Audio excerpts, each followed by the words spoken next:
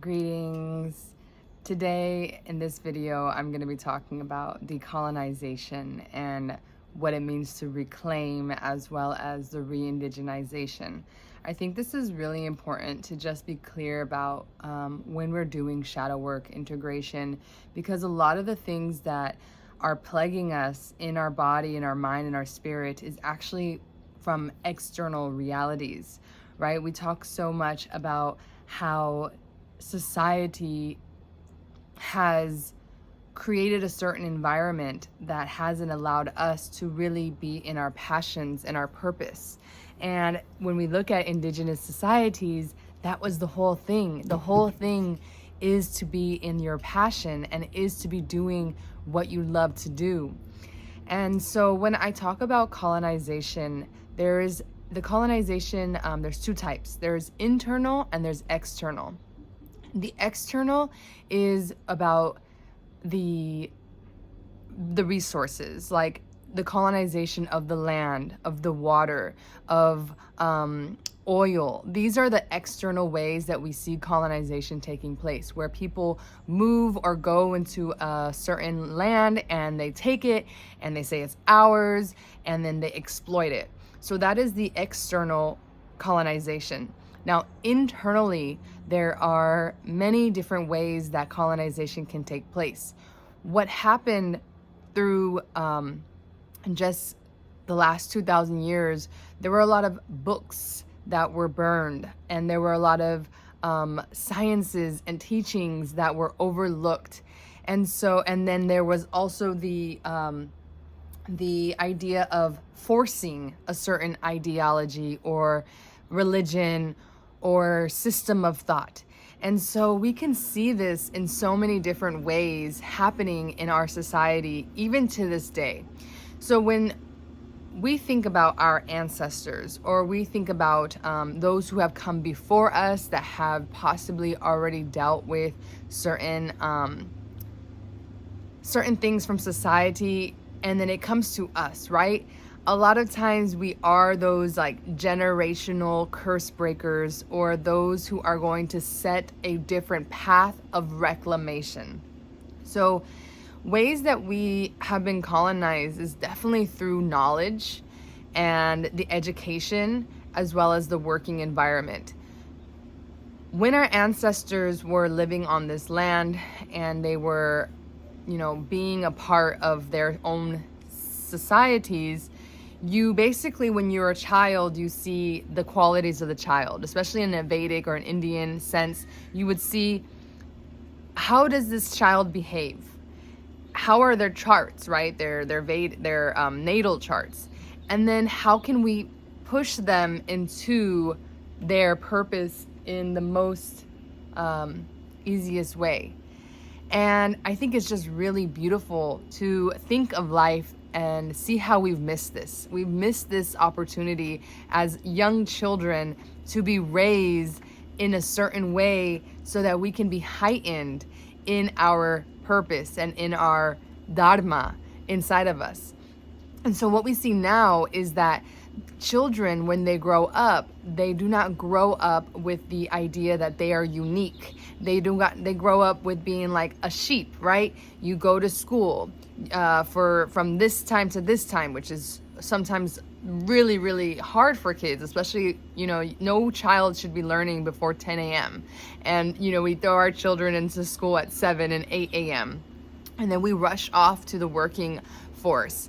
And sometimes we do that in the sense of not understanding truly what we want to do for ourselves. So we just do whatever maybe our parents are doing, or something that will make good money. And in this sense, we see how colonization is taking place all the time. And so when I speak of decolonization, I speak of coming back into the roots before that colonizer mindset. Now, some people, they say they don't even want to use the word colonizer, because that says that they kind of won.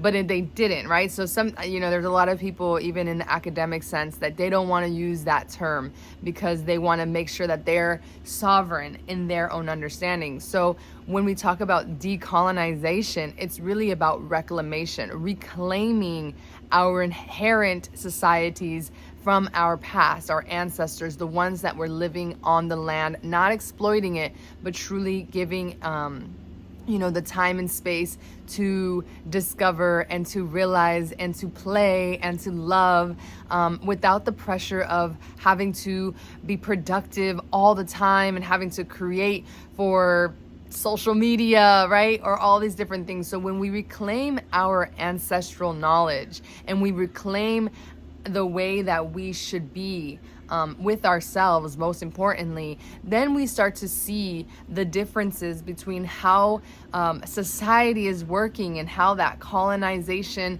is taking place. And then we start to reclaim truly who we are.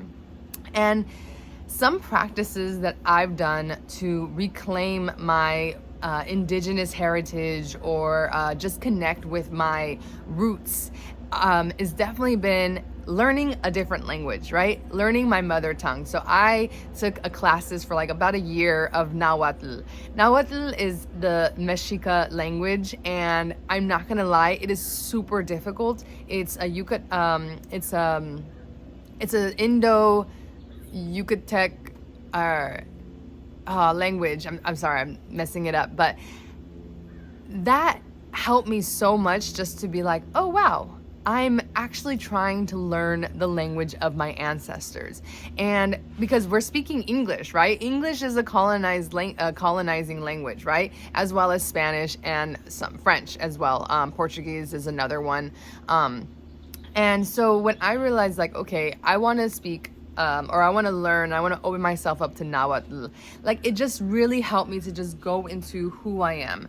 I am a very big proponent of Vedic society and India and things like that. But one thing I really realized was how important it is to be able to be in our heritage and actually reclaim what our blood ties are. Now, do you have to do that to feel pure in yourself? No. A lot of times we can choose who our ancestors are. If we don't want to, relate to our blood ancestors, we can relate to our star brothers and sisters. We can relate to cultural ancestors that we have an affinity to. And so learning languages, like learning the traditional language, is so powerful. So I do encourage that for reclamation. Also the practices and the healing abilities that our ancestors did. So that's what led me to study more of curanderismo, because I knew that was more of my Mexica Mayan ancestors, and that is how they were healing. And so I started to learn that. And so I encourage you, as you're in this process of reclamation and reclaiming who you are, right, through the shadow work, which the shadow work for me in a collective level, it is that colonization that has happened and has kind of created a barrier or a division from our conscious mind and our subconscious mind through society. And so another way that you can really connect and reclaim is, let's say you come from an immigrant family and they're not from this land. Like my family, fortunately, is from this land, but I also have my African side that's not from this land.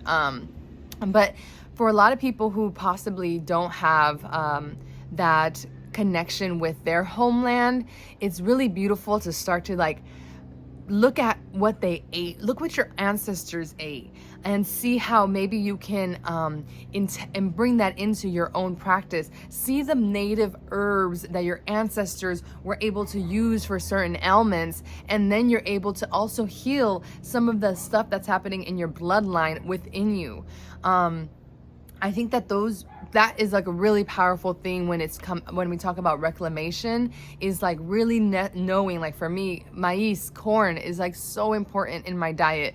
And I even have a little corn tattooed here, because in the Mexica Aztec cosmology, they say that There is gods who created man, or the flesh of man, with the corn, with ground corn. And so we are literally the children of the corn. And therefore, for me, when I think of corn, I think of my ancestors, and I think of how they survived basically on corn, beans, squash, chili.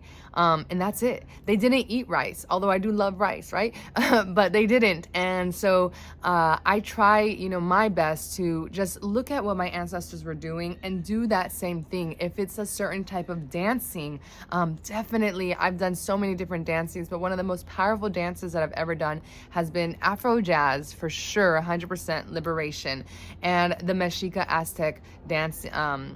That is such a beautiful way, which I will be sharing more about through this process. And so I encourage you this time and during this 8 weeks, or at least, during your lifetime, to really take advantage of what is on your fingertips and what is in your inside of you, and be able to be curious about lifting that new that new and old way of being in this modern world. The more that we do this, the more that we will be connected to our innate self within.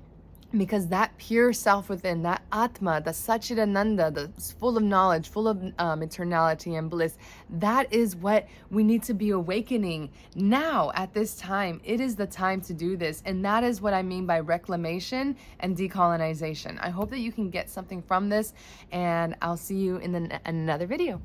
Lots of love.